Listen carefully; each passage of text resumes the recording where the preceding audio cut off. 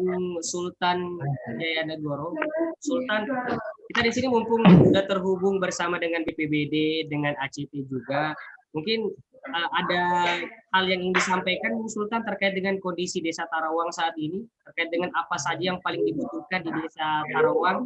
Siapa tahu mungkin dari ACT atau mungkin BPBD Provinsi Sulsel bisa berkoordinasi langsung dengan Bung Sultan di lokasi. Silakan Bung Sultan. Iya, terima kasih. Laporan di lapangan membutuhkan air bersih karena jalur air kemarin itu terputus sehingga distribusi air bersih bahkan air minum itu sangat susah. Itu yang paling dibutuhkan saat ini oleh masyarakat. Tapi hal itu juga menjadi tanggung jawab kami bersama dengan Pemda agar menutupi itu. Tapi terlepas dari itu, 3 tahun belakangan ini Jeneponto dilanda bencana. Ada beberapa hal yang terlupakan. Mungkin ya, ini yang selalu kami pelajari dari 3 tahun berturut-turut ini Jeneponto kena bencana. Selalu dalam penanggulangan bencana yang kita lihat di lapangan, kita selalu terhenti hanya di persoalan di tanggap bencananya di masa 14 hari itu. Tidak pernah ada lanjutan, misalnya masuk di tahap rekonsiliasi dan rekonstruksi, terus ke tahap antisipasi, sehingga kita selalu jatuh ke lubang yang sama gitu setiap tahunnya. Tiap tahun kita harus kena banjir dan lain sebagainya. Sedangkan hal-hal itu seharusnya jika kita punya plan yang jelas itu bisa setidaknya terhindarkan gitu. Ataupun sederhananya bisa diminimalisir lah. Ini mungkin yang jadi juga yang menjadi pertanyaan kami di tim relawan gitu. Ada apa, kenapa bisa? Bahkan yang kami lihat di banjir bandang Sapanang 2019 kemarin, bahkan beberapa warga yang kehilangan rumahnya itu harus menunggu setahun untuk bisa rumahnya terbangun gitu. Jadi kita selalu lemah di sana di pasca bencananya, pasca tanggap bencananya. Jadi mungkin ini yang perlu kami sampaikan, bahwasanya ada hal yang seperti ini yang kami dapatkan. Baik, terima kasih Bung Sultan. Saya kembali ke Pak Ishak dari BPBD Provinsi Sulsel. Pak Ishak, ini tadi kita berangkat dari pernyataan Bung Sultan ya. Karena memang pasca tanggap bencana ini biasanya memang masih ada hal-hal yang terlupakan begitu. Nah, dari BPBD sendiri untuk menangani kasus atau bencana di lokasi ini berapa hari atau memang sudah ada semacam rangkaian program kerjanya nih Pak Ishak dari BPBD sendiri? Ya, terima kasih Pak Adi. Jadi di BPBD Provinsi Sulawesi Selatan ada 3 bidang memang. Jadi yang pertama itu ada bidang kesiapsiagaan, pencegahan dan kesiapsiagaan. Terus bidang kedua itu adalah darurat dan logistik. Dan yang ketiga adalah kepala bidang rehabilitasi dan rekonstruksi.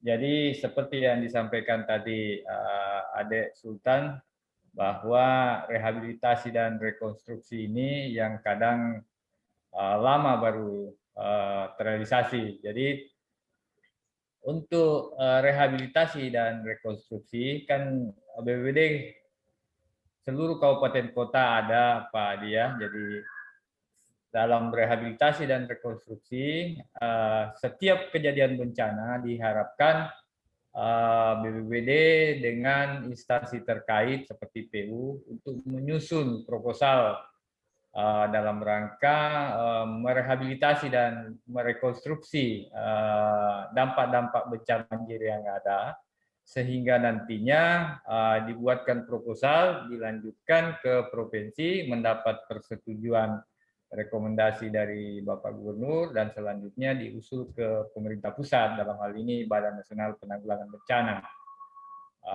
Begitu prosedur SOP-nya untuk rehabilitasi dan rekonstruksi. Akan tetapi dalam tanggap darurat itu bisa disiapkan karena ini kan urusan bencana ini adalah sebenarnya bukan urusannya BPBD saja, tapi adalah urusan bersama. Ya. Seperti lambangnya di BNPB, BPBD itu ada lambang Mercy, ada 3 di situ, masyarakat, pengusaha, dan instansi pemerintah. Namun itu juga sudah ditambah sekarang menjadi 5, jadi pentahelix, termasuk media dan tokoh masyarakat. Jadi saya kembali lagi tadi ke tanggap darurat. Jadi seandainya di kabupaten kota sendiri yang terkena bencana, apabila kabupaten kota masih bisa menangani, dalam artian masih bisa kegiatan berlangsung tanpa meminta dukungan dari provinsi, itu merupakan kabupaten kota masih bisa untuk melaksanakan kegiatannya, namun tetap provinsi turut membantu dalam rangka penanggulangan bencana yang ada di daerah. Saya kira itu, Pak. Baik, terima kasih Pak Ishak. Saya kembali ke Pak Takdir dari ACT.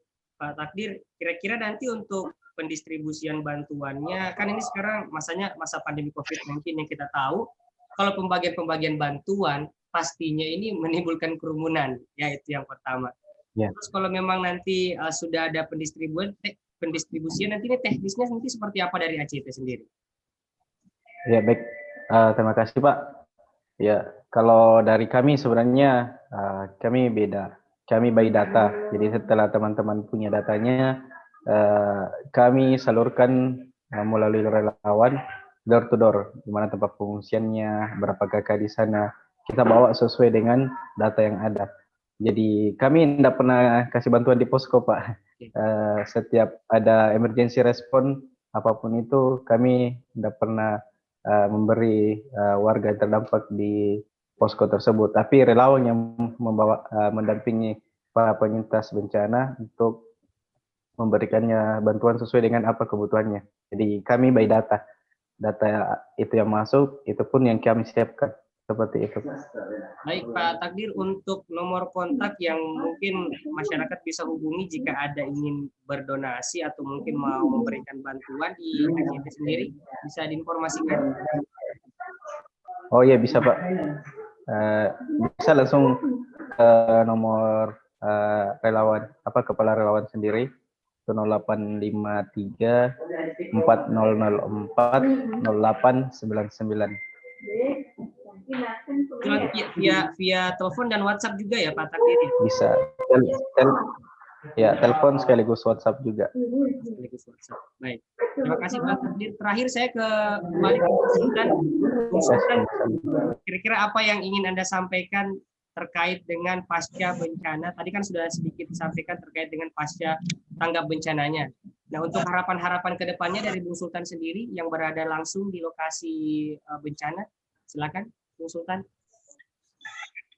Ya, terima kasih Pak Made. Kalau bukan harapan saya saja sih, tapi ini sudah menjadi harapan kami bersama kawan-kawan bahwasanya kita punya Pemda sendiri, pemerintah daerah sendiri harus punya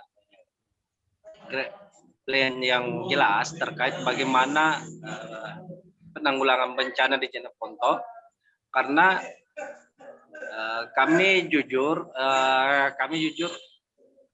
sangat khawatir karena setiap tahun Jeneponto harus menjadi langganan bencana, sehingga kami berharap mudah-mudahan ini tahun terakhir bencana seperti ini terjadi di Jeneponto dan kita sama-sama melakukan rekonstruksi ulang bagaimana agar bencana yang seperti ini tidak terjadi lagi. Mungkin hanya begitu, Bung. Baik, terima kasih Bung Sultan Jayanegoro yang sudah hadir bersama kita ya hari ini di lokasi Desa Tarawang yang sudah bergabung melalui virtual. Pak Adi Ishak juga, terima kasih dari BPBD Provinsi Sulsel yang sudah memberikan informasi hari ini. Terima kasih atas waktunya. Pak Takdir dari ACT juga terima kasih yang sudah terima kasih memberikan sama-sama, Pak. terkait dengan kontak yang bisa masyarakat hubungi, pemirsa hubungi terkait dengan donasi ataupun ingin memberikan bantuan terhadap korban bencana banjir. Kalau kita melihat bencana, siapapun pasti tidak ingin ya melihat daerah-daerahnya atau kampung halaman terkena dampak bencana banjir. Tapi inilah PR pemerintah, bagaimana mereka bisa menanggulangi bencana banjir agar tidak kembali terulang seperti tahun-tahun sebelumnya. Terima kasih. Saya Devi Brian, pamit undur diri. Assalamualaikum warahmatullahi wabarakatuh. Waalaikumsalam. Terima kasih Pak Ishak, Pak Takdir, Ya, Bung terima Sultan. kasih. Ya, sama-sama.